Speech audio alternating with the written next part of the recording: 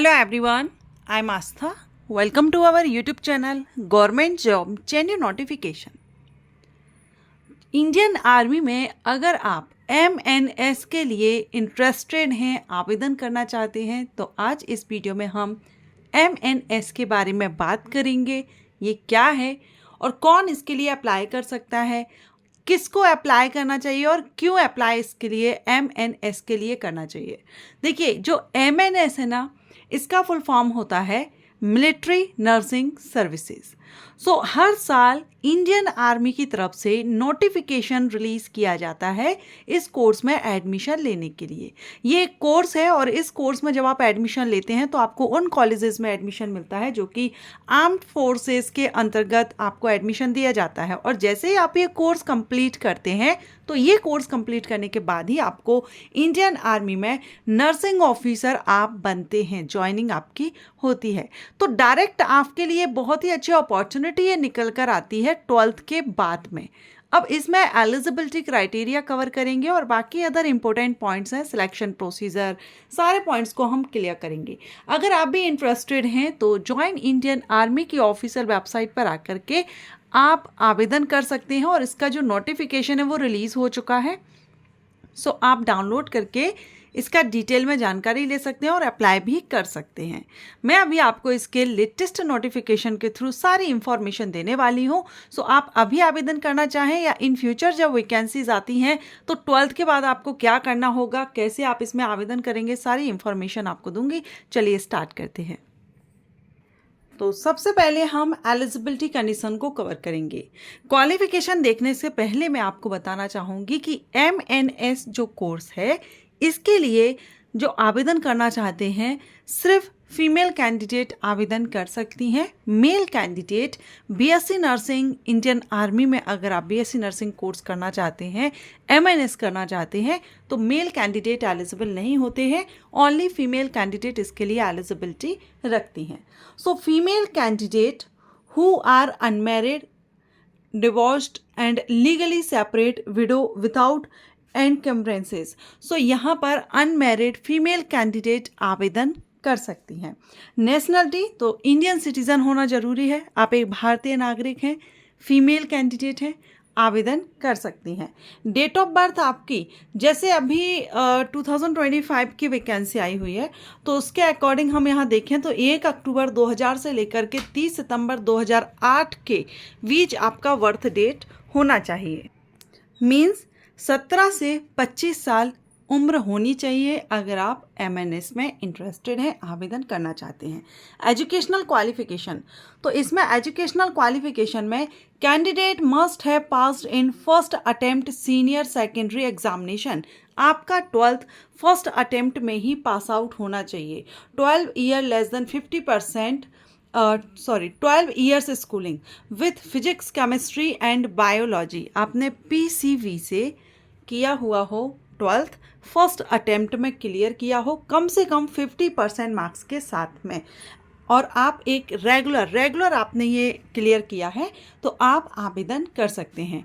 अब इसमें educational qualification तो 12th मांगी जाती है, लेकिन अगर आप इसमें आवेदन करते हैं तो जस्ट आफ्टर 12th आप इसमें आवेदन नहीं करते हैं।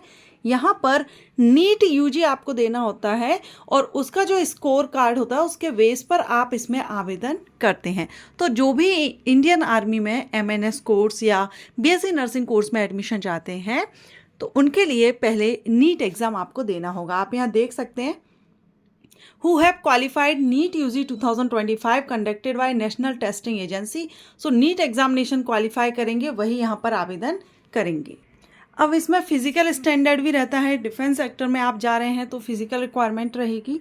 तो यहाँ पर कम से कम 152 सेंटीमीटर फीमेल कैंडिडेट की हाइट रखी गई है एंड वेट आपका हाइट के अकॉर्डिंग दिया जाता है। तो इसमें नोटिफिकेशन में चार्ट आता है जिसमें आपकी हाइट और वेट का चार्ट रहता है, उसके अकॉर्डिंग आप देख लेंगे।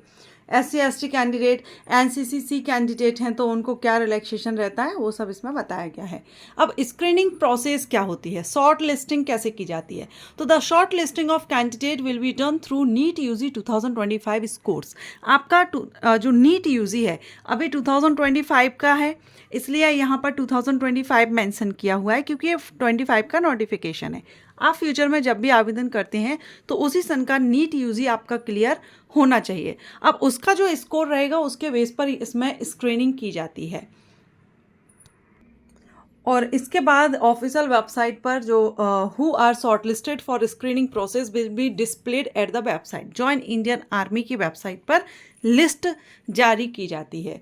फिर जो शॉर्टलिस्टेड कैंडिडेट हैं will have to appear for TOGIG। अब इस पर मैं अलग से वीडियो अपलोड करूँगी, ये क्या है। साइकोलॉजिकल असेसमेंट होता है, इंटरव्यू होता है, मेडिकल एग्जामिनेशन होता है, ये आपका होता है और ये एट द वेस हॉस्पिटल दिल्ली कैंट में आपका ये रहेगा। इसके बाद डॉक्यूमेंट वेरिफिकेशन है। अब देखिए test of general intelligence and general English, जो आप TOGIG बोल रहे थे हम ऊपर, उसको आप यहाँ भी देख सकते हैं कि ये एक तरह से आपका रिटन एग्जाम होता है जिसमें आपका जनरल इंटेलिजेंस और इंग्लिश का टेस्ट होता है, कंप्यूटर बेस्ड होता है। 40 MCQs टाइप्स क्वेश्चन होते हैं एंड इसमें नेगेटिव मार्किंग भी रहती है। 0.5 मार्क माइनस किया जाता है गलत आंसर होने पर। 40 क्वेश्चन है, आधा घंटे का समय रहता है, 80 नंबर का ये एग्ज़ाम रहता है। इसके बाद साइकोलॉजिकल असेसमेंट और इंटरव्यू आपका रहेगा, मेडिकल एग्जामिनेशन रहेगा।